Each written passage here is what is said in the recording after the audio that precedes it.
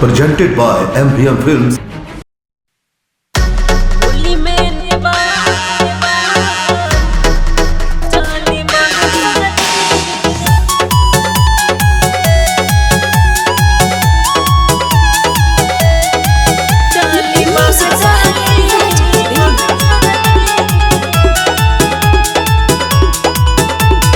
आइल बड़े फागुन दिन कट गईल जहर के मिस दे निगाह दोनों पहाजा में भर के। आइल बड़े फागुन दिन कट गईल जहर के मिस दे निगाह दोनों पहाजा में भर के। हो गईल बलाली दोनों गाल सजल रही होली में नेवान काली राजा जी चली महाजाली। होली में नेवान काली राजा जी चली महाजाली।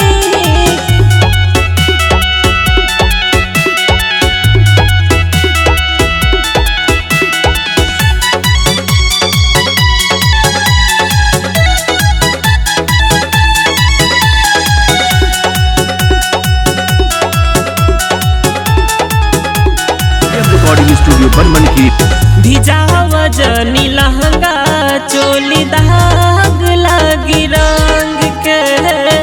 हो गईल बकहलार देख हमरा अंग अंग के हमरा अंग अंग के। भिजावा जनी लहंगा चोली दाग लागी रंग के। हो गईल बकहलार देख हमरा अंग अंग के। जान जाई साली खिड़की से झांकत रही होली में नेवान काली राजा जी चली महाजाली।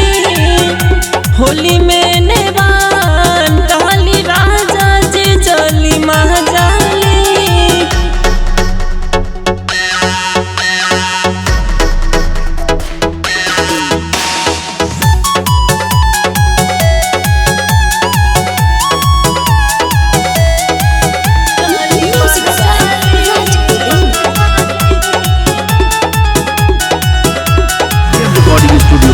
जीजा दिल खुश रही तार जानी दीदिया के सताई। आइल बानी हम तानी हमरो के लगाई हमरो के लगाई।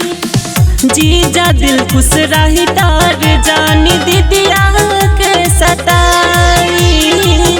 आइल बानी हम तानी हमरो अखिलेश वाला घोड़ल रंग हमनी पे डालत रही। होली में जवान भईन जीजा जी चली महा